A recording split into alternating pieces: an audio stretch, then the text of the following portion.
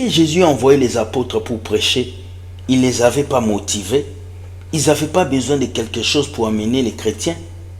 Mais c'est quoi votre idée? Vous pensez que les gens vont connaître Jésus que s'ils viennent à l'église? Allez inviter les gens à l'église. Le but de Dieu n'est pas d'amener les gens à l'église. Le but de Dieu, c'est d'apporter Jésus-Christ dans le cœur des gens. Mesdames et messieurs, entre un prophète qui offre des iPhone 14 Pro pour qu'on prêche l'évangile et une femme qui fait un témoignage bizarre et un prophète qui nous parle de la dîme, bienvenue dans votre émission Entre nous. Ici, on dit la vérité et on encourage des pasteurs. Voilà pourquoi je vous dis générique.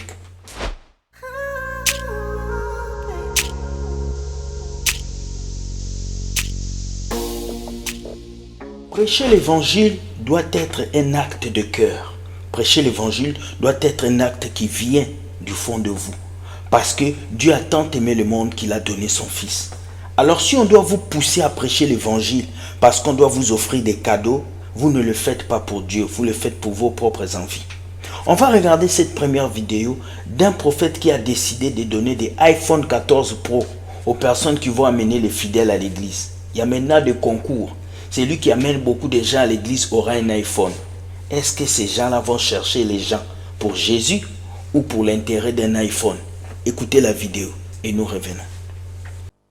Où le pasteur, le prophète, te donne un iPhone 14 pour garder contact avec tes âmes. À partir d'aujourd'hui, le challenge est ouvert pour toute l'église. Alléluia. Tu ramènes 5 âmes, pas des gens qui sont déjà venus ici, des gens qui n'ont jamais été à Emmanuel Rapha. Tu ramènes 5 âmes et qui restent avec nous à Emmanuel Rapha au minimum 3 mois. Tu as un cadeau de la Bible. Là, c'est un. Deuxième challenge. Si tu ramènes 10, c'est-à-dire au lieu de 5, tu ramènes 10 qui font 3 mois ici, permanent, l'église. Est-ce que vous êtes en train de me suivre? Donc, si tu ramènes 5 âmes qui restent pendant 3 mois, l'église te donne quoi? Une Bible. Vous ne voulez pas de la Bible, vous sautez directement. On est dans Zubino. 5, mais maintenant, le 5 là aussi, si ces 5 font 6 mois, au lieu de la Bible, tu as l'iPhone. L'iPhone combien? 14 ou 15? Vous préférez quoi? Vous préférez 15, hein? Qui veulent entrer dans ces challenges?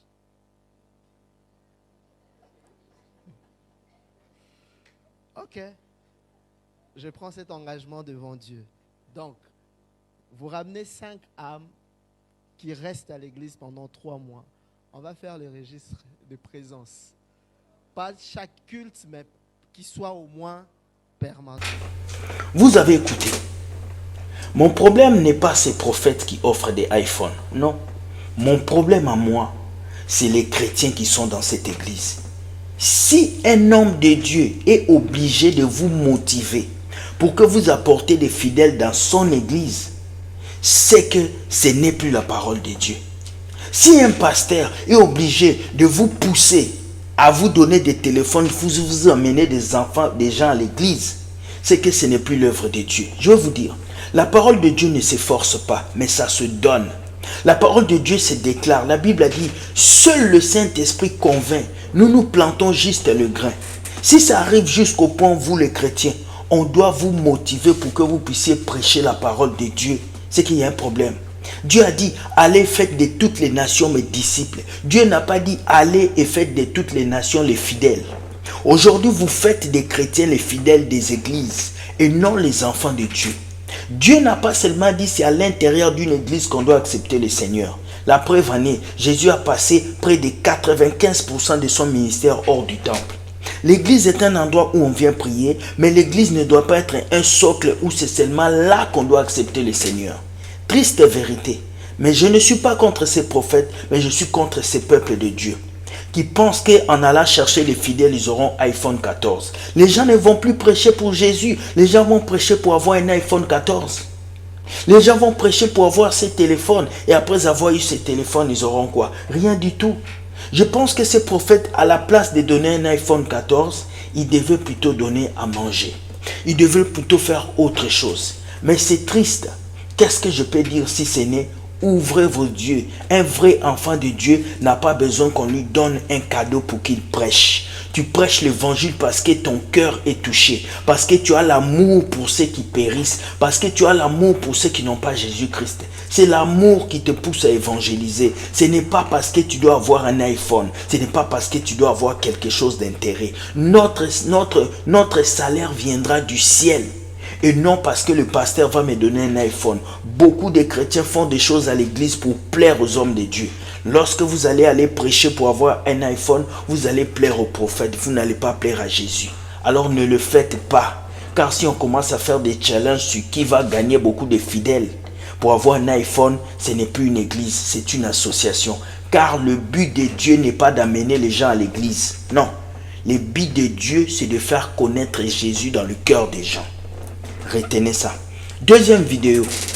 Drôle de témoignage qui se passe dans une église. Écoutez ce témoignage. Écoutez. There's any other one. I have a testimony to share. Something happened in my house. I don't even know how to start it. Normally, if your gas finished from the cylinder and you turn it, like 2-3 days before you know it, everything will go off and the cylinder is empty. But something happened, and it's a miracle. Gas cylinder that finished over a week ago. My husband turned it. We are still using it. He said, we are going to use that cylinder until the end of last year. Till this morning, we still use that cylinder. I don't know how to explain it. If you shake that cylinder, there is no gas inside. But when he turned it and light the gas, there is fire. Is it not a miracle? I don't know the kind of faith that my husband is using. This new year, I tap into that faith. And I pray that my own faith will even be bigger than his in Jesus' name. Vous avez entendu cette femme, ce qu'elle a dit? La bouteille de gaz n'a pas fini. Depuis qu'ils avaient acheté le gaz, la bouteille de gaz n'a pas fini. Dites-moi ce que vous pensez. Est-ce que vous pensez que Dieu peut arriver jusqu'à ces bas niveaux où il doit garder la bouteille de gaz pendant plusieurs jours? Il y a des témoignages qu'on peut faire, mais pas jusque-là. Je ne crois pas que cette bouteille de gaz n'était pas finie. Non, je pense qu'elle n'avait pas bien ouvert la bouteille et c'est arrivé comme ça. Même la Bible nous dit, même si un ange vient vous dire des bêtises concernant la parole de Dieu, n'acceptez pas cela. Et c'est triste de le voir aujourd'hui dans la maison de Dieu. Troisième vidéo. Mais pendant cette maladie qui nous avait pris des jours, on est resté 3 mois dans nos maisons, sans payer des dîmes, sans payer des offrandes, sans même aller à l'église bâtiment. Mais nous n'avons pas vu nos finances tomber.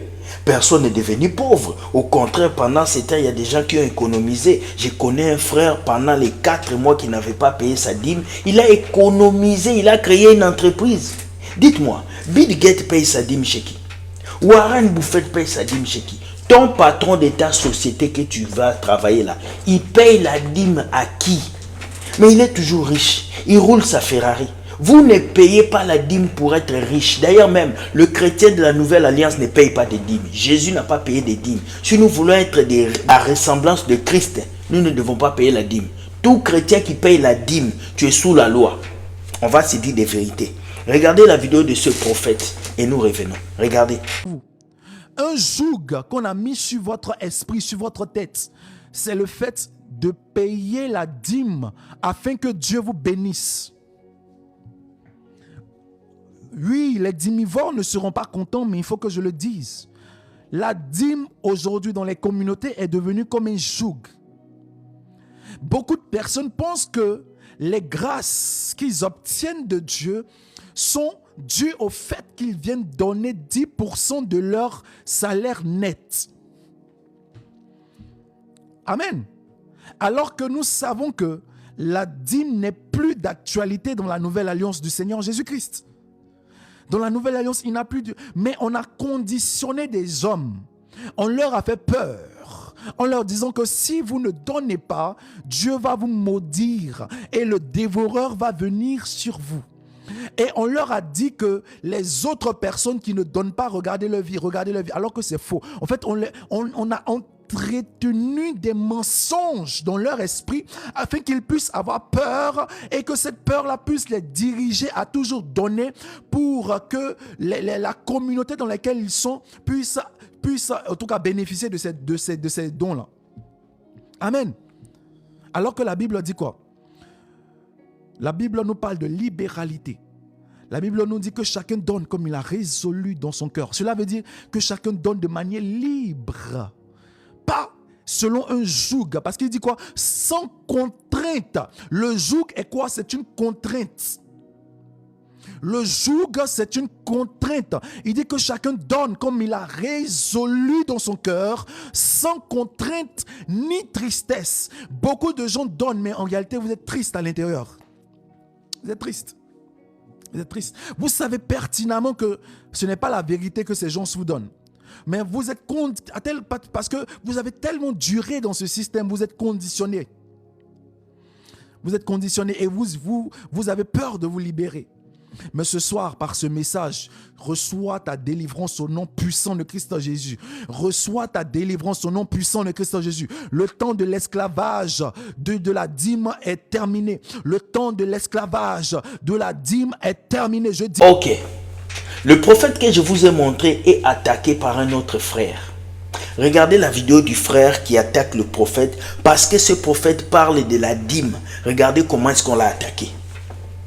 Mais ce frère se permet à chaque fois d'attaquer des hommes de Dieu, de se concentrer sur les prédications des autres, de contredire les prédications des autres. Ça prouve déjà, 1, qu'il n'est pas appelé. 2, il n'a pas de message. Et 3, il veut se faire remarquer sur les réseaux sociaux. Frère, si tu prêches Jésus seulement, tu gagneras beaucoup d'âmes. Pourquoi te comporter comme un païen? C'est déjà la sémence du paganisme. Vouloir se faire un nom, vouloir se faire connaître, vouloir se faire des likes en attaquant les autres prophètes. Si tu as un message, prêche ce message. Ne sois pas là en train de courir derrière les prédications des autres. Ça dénote déjà de ton cœur haineux, de ton cœur mauvais. Et les choses que tu contredis, tu ne sais même pas te défendre. Dernièrement, j'étais entendu parler contre la dîme. Est-ce que, déjà quand tu parles contre la dîme, est-ce que la dîme a été payée sous la loi de Moïse? Tu es là-bas, je ne sais pas, en Europe ou je ne sais pas où, avec les gens des Wesh et tout ça là-bas. Vous ne connaissez même pas la parole de Dieu et vous vous trompez entre vous. La dîme n'a pas été payée par... n'est pas... Sois TikToker comme tout le monde. Tu es un TikToker, tu n'es pas... Il y a un sujet aujourd'hui dans la maison de Dieu, à l'église de Dieu, qui fait trembler, c'est la dîme. Pourquoi quand on parle des démons, vous ne tremblez pas? Quand on parle d'autres choses, vous ne tremblez pas. Mais lorsqu'on parle des dîmes, tous les pasteurs du monde, vous attaquez les gens. Vous êtes prêts à tout quand on parle des dîmes, parce que c'est là que vous mangez, c'est là que vous prenez vos sous. Vous devez changer. Dites la vérité au peuple de Dieu. La dîme n'est plus d'actualité. Oui, elle était d'actualité aux temps anciens. Aujourd'hui, la dîme n'a plus d'actualité. Un vrai chrétien qui connaît Jésus ne paye pas des dîmes, mais il fait des offrandes volontaires. Comme Paul l'a dit, on donne selon notre cœur. On ne doit pas vous imposer une somme. Donnez 10%, donnez 3%, donnez ça. C'est du mensonge. Jésus n'a jamais payé des dîmes et vous ne devez pas le faire. La dîme vous met sous la loi. Que tu sois d'accord ou pas, tu as ton opinion à donner. Mais ne m'insulte pas par commentaire. C'est ici que je finis ma vidéo en vous disant, ne vous laissez pas tromper.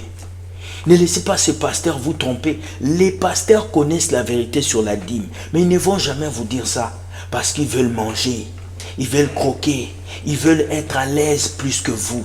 Allez travailler mes pasteurs, laissez l'argent du peuple de Dieu tranquille, s'il vous plaît. Sur ce, je vous dis, soyez bénis, que Dieu vous garde. Dites-moi ce que vous pensez sur ces vidéos en commentaire et je vais répondre. Soyez polis et courtois et cela me permettra de savoir ce que vous pensez. Je ne vous oblige pas à ne pas payer la dîme. C'est lui qui veut, il peut payer sa dîme. Celui qui pense qu'il est convaincu de ne pas payer, il peut ne pas payer. Mais que Dieu vous garde. Moi, je ne paye pas des dîmes. Je prends l'argent et je donne ça aux pauvres. Je donne ça aux orphelinats. Mais fais selon ton cœur. Je ne viens pas vous imposer quelque chose ici. Je viens vous expliquer ce que nous avons compris. Mais si vous êtes d'accord, vous acceptez. Cela n'est pas une occasion pour moi d'être votre ennemi. Ce n'est pas une occasion pour moi d'être votre ennemi où vous allez m'insulter. J'ai mon opinion, vous avez votre opinion. Et la Bible nous a dit clairement que aujourd'hui, nous sommes sous la grâce, nous ne sommes plus sur la loi. La dîme était sous la loi. Tout ce qui est sous la loi était imposé. Mais vous savez aujourd'hui que Dieu nous a fait grâce. Il nous a donné le libre arbitre. Alors utilisez votre intelligence et comprenez que la dîme ne vous rend pas riche. C'est votre travail. C'est ce que vous faites. C'est vos études. C'est là où vous vous réveillez tous les matins pour aller travailler. C'est ça qui vous rend riche. Ce n'est pas parce que tu payes la dîme. C'est faux. C'est faux. Que Dieu vous garde. Bonne journée. Comment vous pouvez être trompé comme ça par ce pasteur? Réveillez-vous. Prenez cet argent, économisez. Payez l'école de vos enfants. Soyez bénis les amis. Je vous aime. Bonne journée. Dieu gagne toujours. Like cette vidéo et partage et dis à quelqu'un que les bonnes choses se passent ici. À demain.